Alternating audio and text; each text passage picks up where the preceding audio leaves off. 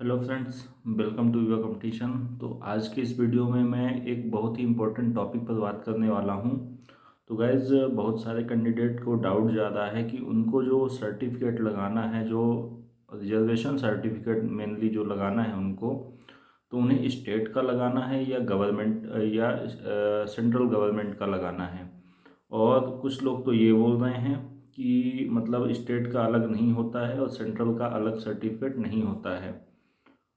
तो गैज़, मैं इसी टॉपिक को क्लियर करने के लिए मैंने ये वीडियो बनाया है। तो गैज़, अगर आपने अभी तक हमारे चैनल को सब्सक्राइब नहीं किया है तो प्लीज़ कर लें और वीडियो को अंत तक ज़रूर देखें ताकि आपके सभी डाउट क्लियर हो सकें। तो गैज़, सबसे पहले मैं आपको बता देना चाहता हूँ कि जो नवोदय विद्यालय समिति का नोटिफिकेशन आया हुआ है उसमें क्लियरली मेंशन है कि आपको सेंट्रल गवर्नमेंट के सर्टिफिकेट ही यूज करने हैं।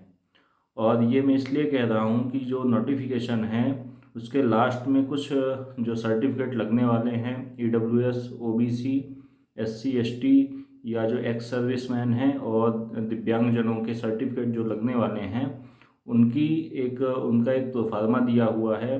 और उसमें उन्होंने क्लियरली मेंशन किया हुआ है कि जो आपका सर्टिफिकेट है किस फॉर्मेट में होना चाहिए, किस अधिकारी के दस्तखत होने चाहिए, तभी वो वैलिड होगा।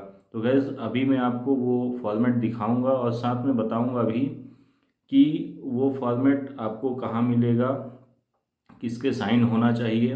और ख़ासकर AWS वाले, उन्हें बहुत ज़्यादा कन्फ्यूजन हो रहा है कि उनका जो सर्टिफिकेट है सेंट्रल का है या स्टेट का है, क्या क्राइटेरिया होनी चाहिए। तो मैं इस वीडियो में उनके सारे डाउट क्लियर कर दूंगा। तो गैस, वीडियो को लास्ट तक ज़रूर देखें, तभी आपका डाउट क्लियर हो पाएगा।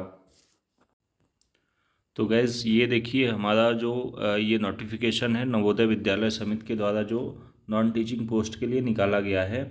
तो इसमें जैसा कि मैंने सारी जानकारी आपको पहले ही दे दी थी कि कौन सी पोस्ट हेडक्वार्टर की है, कौन सी पोस्ट JNV की है और साथ में कितनी पोस्ट पर कौन कौन सी वैकेंसी आई हुई है। तो अभी इस वीडियो में मैं आपको केवल इतना बताऊंगा कि जो आपको कन्फ्यूजन, जो आपका सबसे बड़ा कन्फ्यूजन आ रहा है सर्टिफिकेट को लेकर, वो मैं आपका जो कन्फ्यूजन है वो क्लियर कर दूंगा, ठीक है। तो गैज़, वीडियो को लास्ट तक ज़रूर देखें। मैं बार बार यही बात बोल रहा हूँ कि आप आखिरी तक वीडियो देखेंगे तभी आपको समझ में आएगा कि आपको कौन से सर्टिफिकेट लगाने हैं और कौन से नहीं लगाने हैं, कौन से सर्टिफिकेट आपके वैलिड होंगे। और अगर आपके पास अभी भी वैलिड सर्टिफिकेट नहीं है या जिस फॉर्मेट में दिया हुआ है इसमें ऐसा सर्टिफिकेट नहीं है तो प्लीज़ आप बनवा लें। अब देखिए, ये पहला जो सर्टिफिकेट है ये एक्स सर्विसमैन के लिए है। तो देखिए लिखा हुआ है इसमें, undertaking to be given by the ex serviceman. तो एक्स सर्विसमैन को क्या है, अंडरटेकिंग देनी है और ये कंडीशंस हैं ABCD और सिग्नेचर, रोल नंबर। अब देखिए ये लिखा हुआ और देखिए इसमें सबसे पहले लिखा हुआ है appointment, date of appointment in arm force. आपको एक एक जानकारी देनी पड़ेगी कि कब आपने ज्वाइन किया, कब आपने डिस्चार्ज हुआ वहाँ से, और लास्ट यूनिट और कॉर्प्स की जानकारी देना है आपको। मतलब ये डिक्लेरेशन ले रहे हैं कि किसी भी जो प्रोसेस होगी, चाहे CVT हो या टाइपिंग हो या जो आपका डॉक्यूमेंट वेरिफिकेशन होगा, किसी भी स्तर पर अगर आपकी जानकारी झूठी पाई जाती है तो आपको टर्मिनेट कर दिया जाएगा, ठीक है। तो ये एक्स सर्विसमैन के लिए है। इसके बाद जो दूसरा सर्टिफिकेट है ये OBC के लिए है। जो OBC non creamy layer post हैं उनके लिए है। अब देखिए, अब यहाँ पे ये सर्टिफिकेट का जो फॉर्मेट है दिया हुआ है। और दूसरी चीज़ मैं आपको बता दूँ, ये देखिए जो जिसका साइन होना है, किसका साइन होना है यहाँ पे, डिस्ट्रिक्ट मजिस्ट्रेट, ठीक है, और डिप्टी कमिश्नर ETC का मतलब है डिप्टी कमिश्नर की रैंक का कोई भी अधिकारी होगा वो साइन करेगा। और साथ में देखिए यहाँ पे डिस्ट्रिक्ट मजिस्ट्रेट का लगा हुआ है।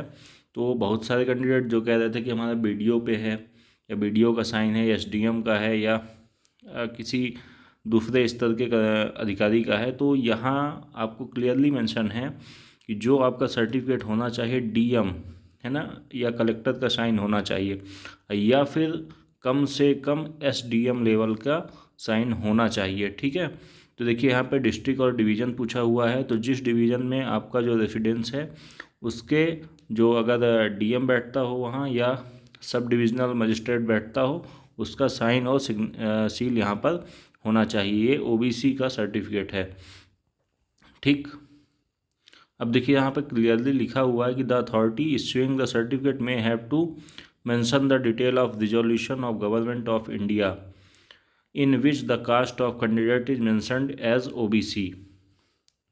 ठीक है, तो ये ओबीसी वालों का एकदम डाउट क्लियर हो जाना चाहिए कि आपको किसका साइन चाहिए और सर्टिफिकेट का आपके फॉर्मेट कैसा होगा। साथ में अब आगे बढ़ते हैं, ये एससी एसटी सर्टिफिकेट, तो बहुत सारे एसटी और एससी वाले कैंडिडेट बोल रहे हैं कि हमारा जो सर्टिफिकेट है वो स्टेट लेवल का है या सेंट्रल लेवल का, तो कैसे पता चले। तो अब आपको पता कैसे करना है, देखिए आप अपना सर्टिफिकेट उठाएंगे और देखेंगे कि सेम फॉर्मेट में है या नहीं, है ना। अब ये देखिए कुछ अमेंडमेंट एक्ट लिखे हुए हैं, कुछ ऑर्डर लिखे हुए हैं, और यहाँ पे आपको अपना डिटेल भरना है। और इसके बाद आगे बढ़ेंगे तो अब देखिए सिग्नेचर, अब सिग्नेचर किसके करवाना है, तो एसडीएम लेवल का, कम से कम एसडीएम लेवल का साइन होना चाहिए। और यहाँ पर डेजिग्नेशन भी वो लिखेगा, सब डिविजनल मजिस्ट्रेट लिखेगा, तभी वो सेंट्रल का सर्टिफिकेट कहलाएगा। अगर आप किसी, अभी यहाँ देखिए अब अथॉरिटी पे दिया हुआ है ना कि district magistrate, ADM, collector, DC, additional deputy commissioner, DY collector, first class stipendiary magistrate, SDM.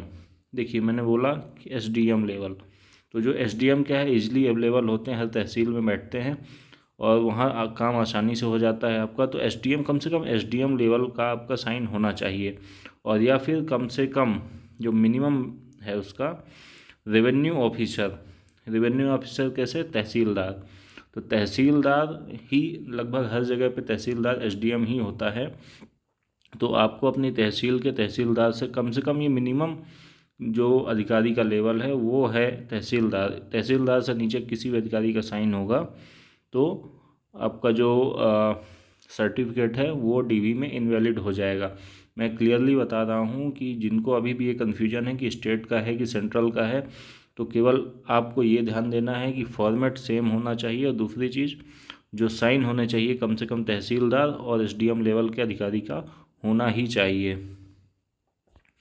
इसके बाद अभी ईडब्ल्यूएस में आ जाते हैं, तो ईडब्ल्यूएस का देखिए फॉर्मेट दिया हुआ है। अब देखिए बहुत लोग बोल रहे हैं कि मेरा सेंट्रल का है, स्टेट का। एक दो लोगों ने कुछ ऐसे भी कमेंट किया कि भाई तुमको कुछ नहीं पता है, जो ईडब्ल्यूएस का सर्टिफिकेट होता है वो स्टेट और सेंट्रल का एक ही होता है। तो उन लोगों को मेरा जवाब ये है कि जो आपका स्टेट का सर्टिफिकेट है और जो सेंट्रल का सर्टिफिकेट, आप उसका एक क्राइटेरिया चेक कर लो। ठीक है, मेरा खुद ईडब्ल्यूएस सर्टिफिकेट बना हुआ है, तो जो स्टेट का सर्टिफिकेट है वो हिंदी में है और उसमें जो रेजिडेंशियल फ्लैट है और ये रेजिडेंशियल प्लॉट है, इन दोनों को ज़्यादा मेंशन किया, मतलब वहाँ पे आप ज़्यादा बड़ा प्लॉट रख सकते हो, आपका घर के का साइज़ ज़्यादा बड़ा हो सकता है स्टेट लेवल पे, वो तो स्टेट लेवल में ज़्यादा छूट मिलती है। बट जो सेंट्रल लेवल का मेरा सर्टिफिकेट, खुद का सर्टिफिकेट बना हुआ है, वो सेम क्राइटेरिया पर बना हुआ है। ठीक है, हालांकि मेरा सिलेक्शन जो नवोदय विद्यालय समिति में हुआ है वो जनरल से हुआ है, तो मुझे इसमें लगाने की ज़रूरत नहीं पड़ी इसको। बट मैं आपको क्लियरली बता देता हूँ कि स्टेट का ईडब्ल्यूएस और जो सेंट्रल का ईडब्ल्यूएस होता है दोनों अलग अलग होते हैं। तो आप इस गलत फहमी में बिल्कुल ना रहें कि मेरा स्टेट का बना हुआ है तो वो भी काम चल जाएगा। आप डीवी में बाहर होंगे, मैं इस बात की गारंटी लेता हूँ कि आपको या तो डीवी में बाहर कर दिया जाएगा या फिर आप जनरल में आओगे। और अगर आपके नंबर कम हुए और आपको जनरल में कंसीडर किया गया तो आप बाहर हो जाओगे। सर्टिफिकेट की वैलिडिटी को कभी भी हल्के में ना लें, यह आपको फाइनल राउंड में भी बाहर कर सकता है। इसके बाद अब देखिए, इसके बाद ये आ गया certificate regarding physical limitation in an examinee to write. अब देखिए जो फिजिकल हैंडीकैप होंगे उनके लिए जो फॉर्मेट दिया हुआ है, तो यहाँ भी देखिए किस अधिकारी के कम से कम साइन होने चाहिए वो भी मेंशन है ना।